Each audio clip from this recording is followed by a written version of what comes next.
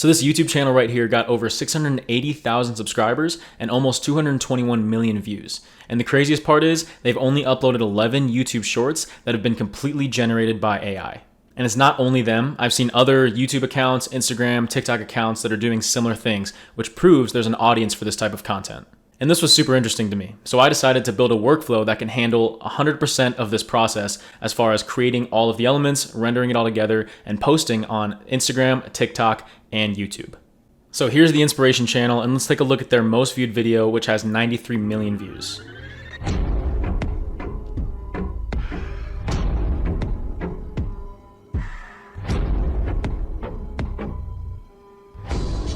It's basically two animals being pinned up against each other, and then the next image is basically which animal won. And now if we flip over to my Google Sheet content machine that's linked up to this workflow, let's take a look at an example output.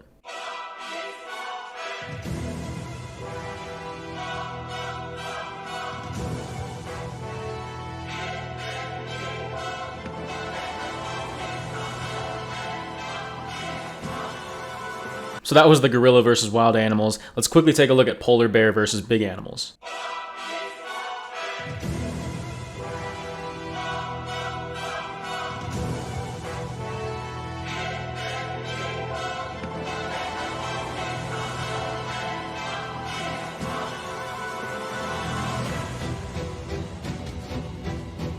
All right, so hopefully that just gives you a little bit of a taste of how we were able to replicate the viral shorts using our n8n workflow.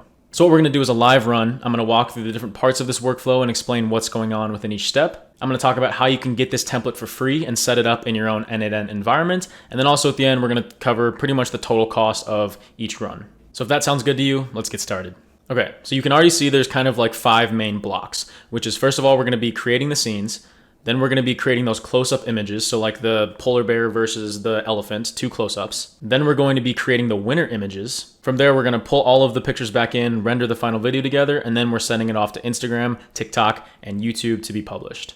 Okay, so for this run, as you can see based on our Google Sheet, this is going to be ape versus big cats, and it's going to pull in because we have this marked as to do. So I'm going to go back into the workflow, I'm going to hit test workflow, and we're basically just going to watch this thing start, and we're going to start to break down each step.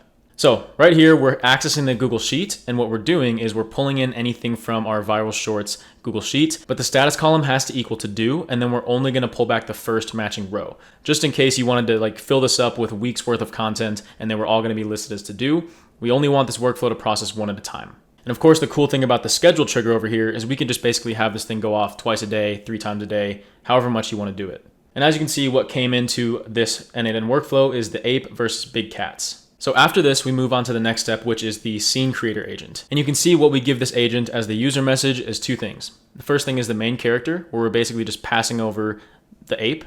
And then the second thing is the type of opponent. So in this case, the type of opponent was big cats. So basically this agent's job is to take the main character and the opponents, and as you can see on the right-hand side, it spits out 8 different scenes, which are the 8 different opponents that the main character is going to be fighting in this YouTube short. So I'm not going to spend too much time on the prompt. Keep in mind, you'll be able to download this template for free and play around with it. But basically what we're saying is an AI agent that creates fight scene matchups. You're going to be given a main character and a category of an opponent, and then you need to generate a list of 8 different opponents from that category. And real quick, before we move on down this workflow, I just wanted to talk about the prompts. The prompts are going to be the secret sauce that creates content, AI generated content that people actually want to watch. So in here, these are prompts that I started with just to show you guys how this works. But if you really want to get in here and customize this template to your needs, I would highly recommend playing with the prompts. And this will also show you how you can customize this workflow to create completely different types of AI generated shorts if you don't like this animal versus another animal type, but you can use this to create whatever it is. And a real quick example of that is if we go to my Instagram, I had a different type of short workflow set up where we were basically, merging different animals together. So there's a parrot with a cat, here is an eagle with a cat. And as you can see, the actual content of the workflow is very similar, but we just had to play with the prompting a little bit. Anyways, back to the workflow now. What we had to do here was a little bit of data transformation. So what we got out of the scene creator was 8 different scenes, but what we wanted to do was split those out so we could basically do 8 different runs. So I branched this off to a main character, where all I'm doing here is I'm just setting the main character.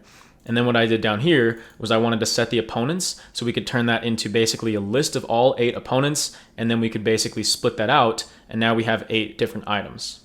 And the reason I needed to do this is so when we actually are sending that request to make the AI generated images, we're going to be passing over 8 different items, so 8 different opponents, and the pictures are going to be generated individually. Cool. So we have our main character, we have our 8 opponents, and then all I'm doing now is I merged it all together. So we have 8 items where we have the main character and the opponent, and the main character and the opponent. And so this just took a little bit of data transformation. And now that we have these 8 items, we're able to feed this into the next part of the workflow, which is creating the close-up images. And you can see as we speak, the final video is being rendered right now. Anyways, what we do is we feed those 8 items into this image prompt generator, where we're going to be giving this agent the main animal and the opponent. And you can tell there's 8 separate runs because if I click into the user message, we can see the first item is ape versus lion. The second item is ape versus Siberian tiger. The third one is ape versus jaguar. And as you can see, this will just go on for all 8 items. But now here's where the magic really happens. And like I said, definitely customize this prompt to your liking. But we have the system prompt, which is basically telling this agent that it needs to generate high quality text to image prompts for photorealistic image generation. It's going to be given a main animal and it's going to be given an opponent, and it needs to generate 2 separate close-up image prompts optimized for cinematic AI generated images. So then I just gave it some more instructions about the output, what they should look like. I said they should be roaring with their mouth wide open, they should look intimidating, all this kind of stuff. And what we get out are 8 separate items, as you can see, and each item has a main character close-up picture and an opponent close-up picture. So what you may be thinking is, if the main animal is always going to be an ape in this case, can't we just create that ape image once and then use that in all 8 different parts? Yes, you can. I chose to do it this way so that all 8 ape images just look a little bit different, just to keep the audience feeling fresh. Anyways, as you can see, for item 1, we have our ape image, we have our lion image. For item 2, we have our ape image, we have our tiger image, and then this will go all the way on for our 8 items. And the reason we're able to get the items split out like this in 2 different fields is because if we follow this dotted line, we are using a structured output parser. And if I click into this, it basically says, okay, for each item that you're processing, you need to output the following 2 fields, which are the main character close-up and the opponent close-up. And as you can see, that's what we get over here. All right, from there, a little bit more data manipulation where we're going to split out those items. So now instead of 8, we have 16 because each of those image prompts we want to process individually. So now we have all 16 different animals, image prompt for them to be a close-up, and then we're accessing this Pi API endpoint to use a Flux image generator. So here's Pi API. It's kind of like an open router for, like different AI models. And what we can do is we can click into Workspace and we have image models, video models, audio models, all this kind of stuff. And so what we're doing is we're using Flux's image model through Pi API. And if I come in here and I click on task history, you can see that we have all of these different images. It says they're processing, but they're actually done just because we kind of did them in bulk. But you can see that each of these images that we're generating are a little over 1 cent. So it's not that expensive at all.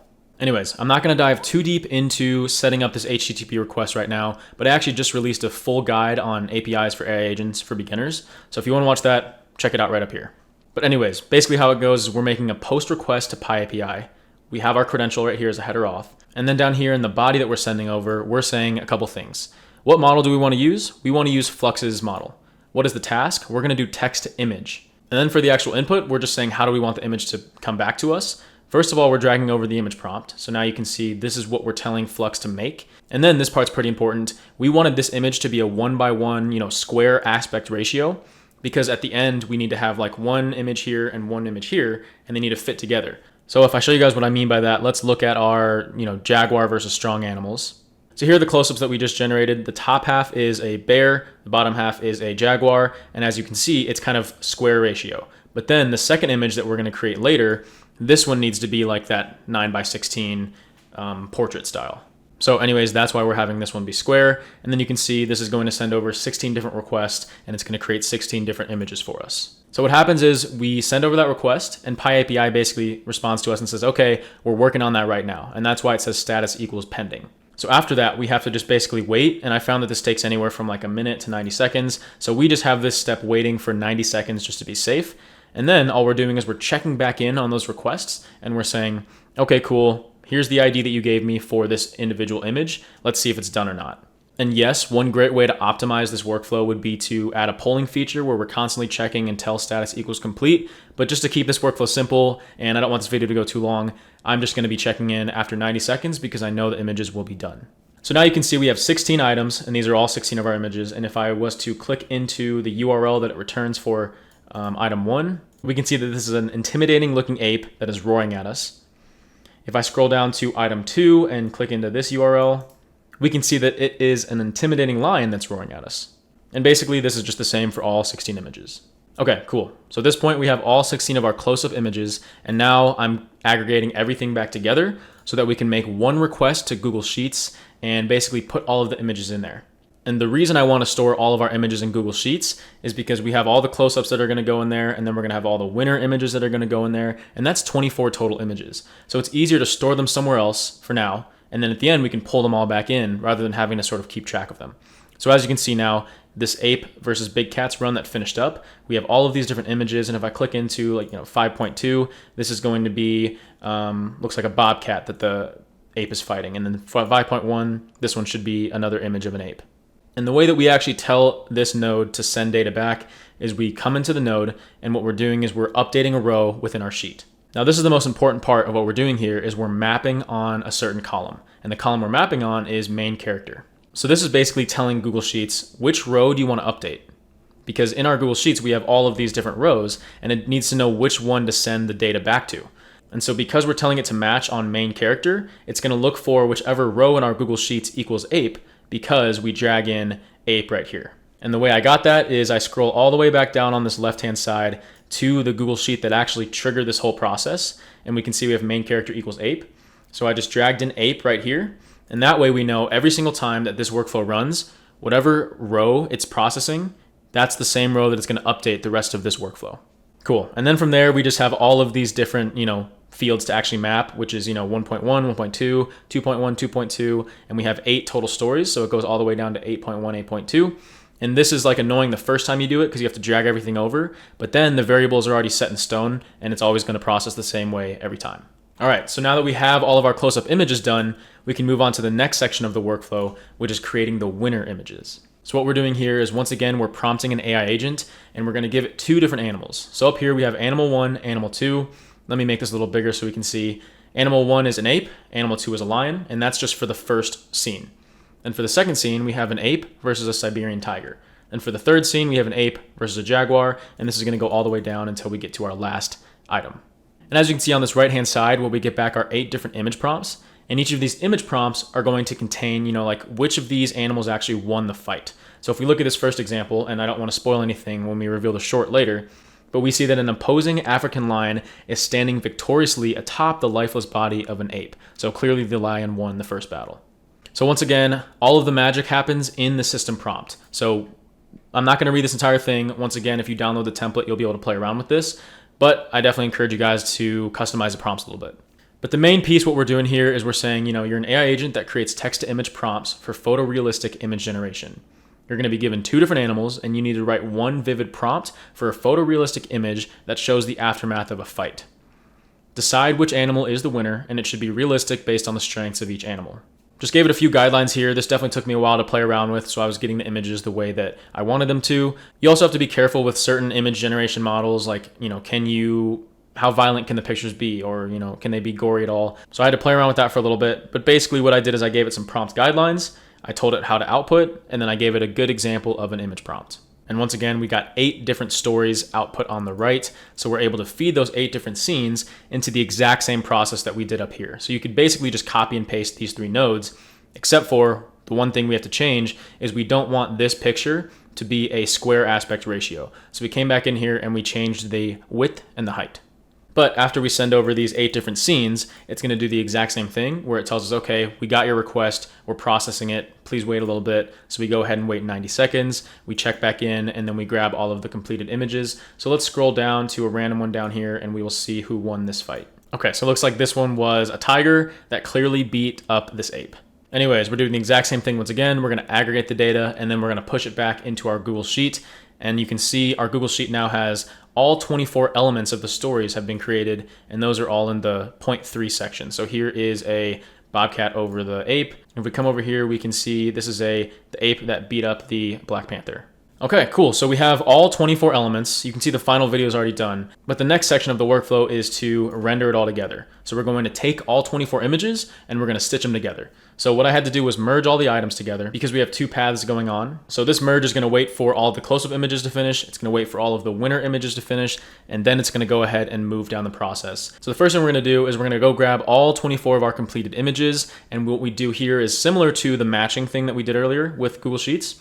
We're saying, which row do we actually want to pull back? So I put in a quick filter. I said main character has to equal ape. And once again, the way I got to ape is because I went all the way down to the Google Sheet that started this process, and I dragged in the main character for this row. Just be careful if you have multiple rows in your content sheet where the main character is an ape, it's going to pull back all of those where main character equals ape, unless of course you come down here and you say, I only want to return the first matching row. But if you only return the first matching row, chances are that one's already been processed. So that's why just be mindful of that. Anyways, you can see we have our ape, we have our big cats, and then we have all of the URLs for all the images that we need. So we're ready to render it all together. So what we're doing here is we're hitting an API called Creatomate. And if I click into Creatomate, you can see here all of my renders, and this is our completed video. But what we need to do is we need to go to templates. And so here's a template I made that I'm going to give away to you guys for free. So let me click into this real quick. And basically what this does is we're able to set up this template where we can just basically pass in different images and different text every time, and it will be able to stitch it all together. So here's what that looks like, and just imagine we're putting our own images and text in there, but what you can see is it's going to do the 2 split screen with text, and then it's going to show a full image. And it basically does this 8 times. And so for you guys to replicate this, when you start a new template in Creatomate, you'll come up to the top right, hit Source Editor, and then you'll just be able to copy and paste the source code that I'll give you guys right into here, and you'll have this exact same template popped up. And one thing you can play around with is the music you want. If you want that to be dynamic, you can definitely have the workflow create music and send that in every time. But what I did is I'm using this same audio file every single time, and I'm just linking that from my Google Drive. But anyways, once you have that template set up, what's cool is that you can basically just click on Use Template in the top right. You can click on API Integration, and it will give you this entire curl command where all you have to do then is click on Copy. And then when you come back into n8n and you open up a fresh HTTP request node, you can basically just import the curl, paste that in there, and then you'll have everything configured already, and you'll just have to drag in some dynamic variables as you can see down here. Or if you do just want to copy and use my exact template, all you'll have to do is when you make your own template, you'll just have to change the template ID right here to the one that's in your Creatomate environment, and then you'll have to plug in your own Creatomate API key. So once again, I'm not going to dive too deep into how this works. I linked a APIs for AI agents beginner guide earlier in this video. Definitely give that a watch after this video. But at a high level, what we're doing is we're making a post request to Creatomate. We are authenticating ourselves right here with a header parameter. So authorization, bearer space, your Creatomate API key right there. And then where the magic really happens here is with this body request. And I know this may look very intimidating, but it's not too bad at all. So let's talk about what we're doing here. So really when we're sending over a JSON body, it's just basically like different parameters and the values that we want to populate them with. So template ID, this is where you could put in your own Creatomate template ID. Music source, you could throw in your own music source. And then we basically have like our 8 different scenes and different elements for each one. So for each scene, we need a top image source, a bottom image source. We need the middle text, which I just manually put in as verses for all of them. And then we need the actual full background image, so the winner. And so all I did is because we have all of the 24 elements right here on the left-hand side, I just dragged them into the correct spots where they're supposed to be. And then on the right-hand side, you can see that we actually have all of those image links that are going to be sent over to Creatomate. And all it's going to do is put the right images in the right spots because we've already made the template in Creatomate. And this does a very similar thing when we actually send off this request. Creatomate basically says, okay, cool, we got all your images. We have started the process of rendering this video. Here's the URL that you're going to get when it's done, but it's not done yet. So once again, we're going to wait for 90 seconds. And then we're going to go ahead and do the same thing where we check back in on the video, and you can see we get it right here as a binary file. So let's take a quick little sneak peek.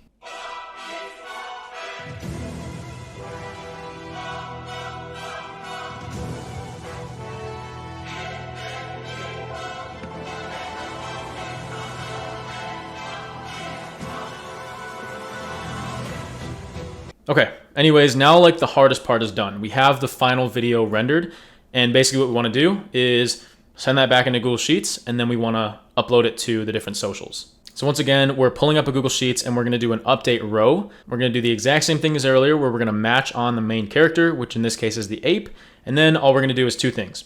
We're going to change that status to created so then it doesn't get pulled in again. And then we're going to send over that final video URL right here. And that's the one that I was clicking on earlier that pulls up the actual finished video. So then what we want to do is we want to post them to our Instagram, TikTok, and YouTube. And you could even do different ones as well if you want. And we're doing this through a service called Blotato. And Blotato actually has 9 different things you can connect to. So Twitter, LinkedIn, Facebook, TikTok, Instagram, Threads, Pinterest, Blue Sky, and YouTube. In this video, we are only doing these 3, but you can connect to all 9. So if you guys want to see a video on how that works, let me know. But anyways, there's 2 main elements here. The first one is we have to upload our video to Blotato, and then we can take that Blotato URL that it gives us for that video, and then we can push it to wherever we want. So the first step is to upload to Blotato. And by the way, there'll be links for all of the services down in the description, as well as if you download this template, there'll be a little setup guide right here with all the links. But anyways, in this HTTP request to Blotato, what we're doing is we're making a post request to Blotato's endpoint where we're going to upload media. We have to put in our API key, so I saved that right here as a header auth. And then we're sending over a body, which is literally just one thing, and that's the URL of our final video. So all I did is I put URL as the name, and then I dragged in the final video right from here, and now Blotato is getting that final video. And it basically just sends us back another URL. And you can see if I open this up in the browser, it'll be the exact same video that we already created. The only difference is now it is stored within Blotato's database so that it can actually post it for us. So we have it split out into 3 different paths now. The first one is Instagram. These are all basically the same thing, but we'll still look through each of them. So what we're doing here is we're making a post request to Blotato once again, but we just tell it later that we're going to do Instagram. So anyways, here's the endpoint we're accessing. We're putting in our API key once again. And then in the body request, here's where we can actually change things a little bit. We tell it right here, target type Instagram. We give it the actual text of like the caption. So in this case, all I did is I put ape versus big cats. And I did that just by pulling in from that Google Sheet, the main character, and then I typed in versus, and then I dragged in the opponents. Once again, we have the platform equals Instagram. We have the actual URL that Blotato just gave us. So I dragged in this one from right here, put it right there. And then all you need to do is you need to put in your Instagram account ID. So when you're in Blotato and you connect your accounts, as you can see, I've connected these 3 right here. What happens is you can click a copy account ID. So all I did is I clicked copy my Instagram account ID, came back in n8n, and then I pasted that right there. And then when you post that, it'll just basically give you a ID of your post, and that's how you can make sure it actually went through. So if I come into Blotato, I can see right here, ape versus big cats, and this one was posted on Instagram, and I can actually click into this URL, and it will show us the post. And then it's very similar for TikTok, except for there's a few different parameters to send over. So same endpoint, same method, same credential. And then here, we just have a few other things to fill out. So I filled that out according to Blotato's documentation. Once again, all of this will be in the template if you choose to download it. And then the only difference is the platform this time is TikTok, and then we have to do a different account ID. So you come in here, click on copy account ID, and then you'll paste in your TikTok account ID. And then you come here and you can click on the TikTok link for that video to make sure that it actually got posted. And as you can see right here, it did. And then I just noticed it didn't actually post the YouTube one. I'm assuming it did because we can see that the node is green, and I'm assuming it gave us an ID. So maybe it just didn't show up in Blotato yet, but we'll definitely go check the actual YouTube account in a sec. But anyways, here's another way to post through YouTube. You could do it natively. In a previous Faceless Shorts video, I was posting through YouTube natively, as you can see right here. But I figured might as well show how to do it with Blotato. So anyways, pretty much the exact same thing, same endpoint, same method, same credential. And then we need to come in here and we just have a few things to configure, which is the platform and the target type is YouTube. We have our title, we have a little description, and then we have our account ID once again. So same thing, you'll go to Blotato, you'll click on copy account ID, and then you'll basically just paste that in right there. So yeah, not exactly sure what happened with Blotato here. You can see that it posted to YouTube earlier for me, but it did show up here as an unlisted video, so it's working. And you can see I've experimented with some other types, you know, if cats and birds had babies, farm animals versus Donald Trump, Elon Musk, other stuff like that. What I really want you guys to take away from this video is, you know, you have a template, but it's really just supposed to be a nice skeleton to show you how pieces move through, show you how you may need to do some things like store data third party, pull it all back at the end.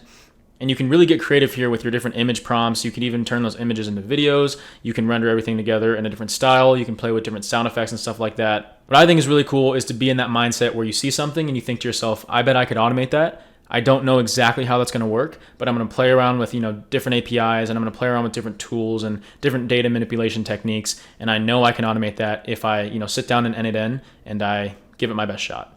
But anyways, now that we have this on all 3 of our socials, let's just watch the final video real quick to see how it turned out.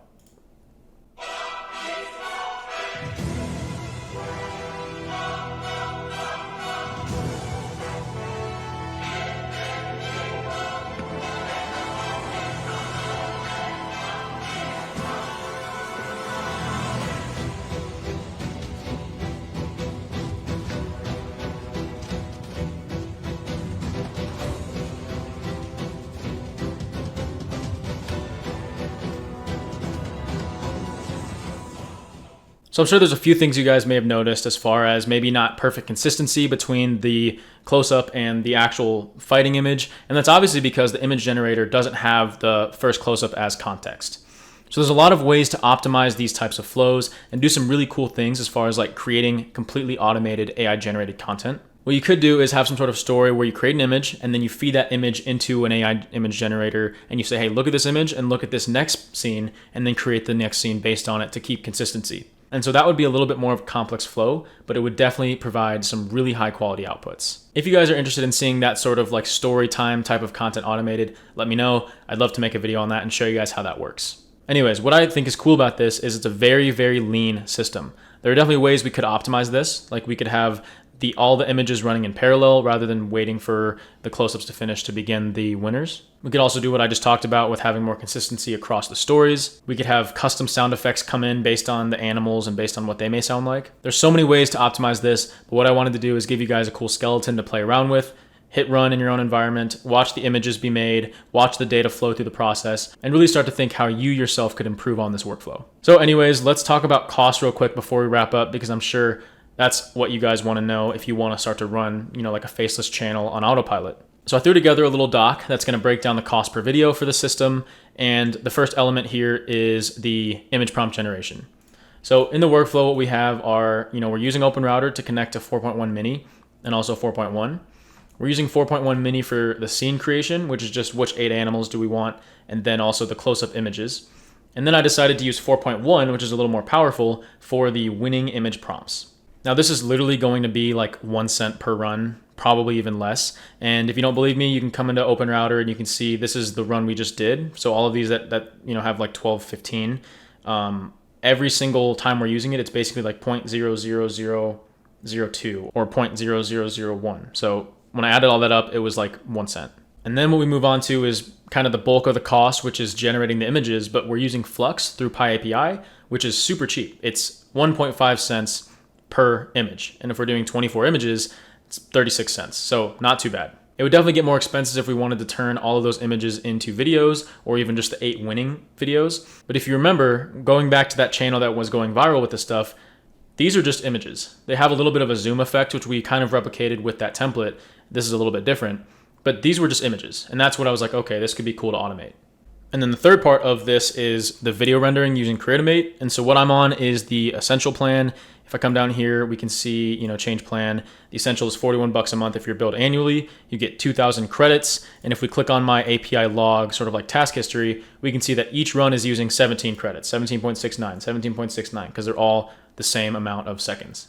So if we're getting 2,000 credits and each one is 17, we can do about 117 renders, which comes out to about 35 cents a render. And then finally, with the publishing and scheduling, which is kind of an optional cost because you'll get the final video either way, the growth plan for Potato is $29 a month, and that gives you unlimited scheduling and publishing.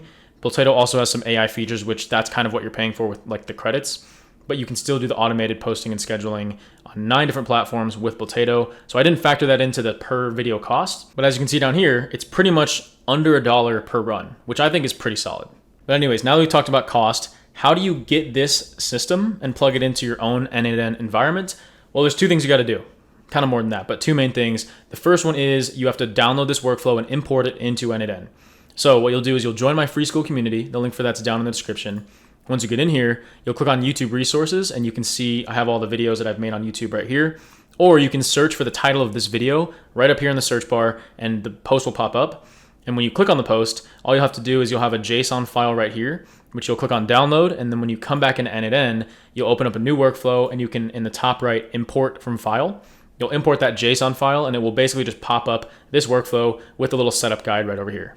And then another really important part is going to be this exact same Google Sheet that I'm using here. So there'll also be a link to the template in the school community wherever I make this post. And you need this exact same template with the exact same column names. Otherwise, the mappings that I set up in n8n are not going to work. So you can grab that template for free as well and make a copy of it, and then you'll be able to pull it into your own n8n workflow. And then from there, the other things you'll have to do will be listed on the setup guide, but it's basically just like, connect your OpenRouter API key, connect your PyAPI API key, connect all your different API keys, and then you'll be good to go. Okay, so that's going to do it for this video. If you enjoyed this walkthrough and this is the kind of stuff you're interested in, then definitely check out my paid community. The link for that's down in the description. We just hit 1.5K members, growing super, super quick, and everyone in here is pretty much automating things with n8n. Not only is it a great community to ask questions, collaborate with people, but we also just launched 2 new courses in here. Agent Zero, which is kind of the foundations of building automations, and then 10 hours to 10 seconds, which is like identifying, designing, and actually building automations. So anyways, I'd love to see you guys in this community, but that is going to do it for the video. Really appreciate you guys making it to the end of this one. If you enjoyed, if you learned something new, definitely give it a like. It helps me out a ton. And as always, I appreciate you guys making it to the end of the video. Thanks everyone. See you in the next one.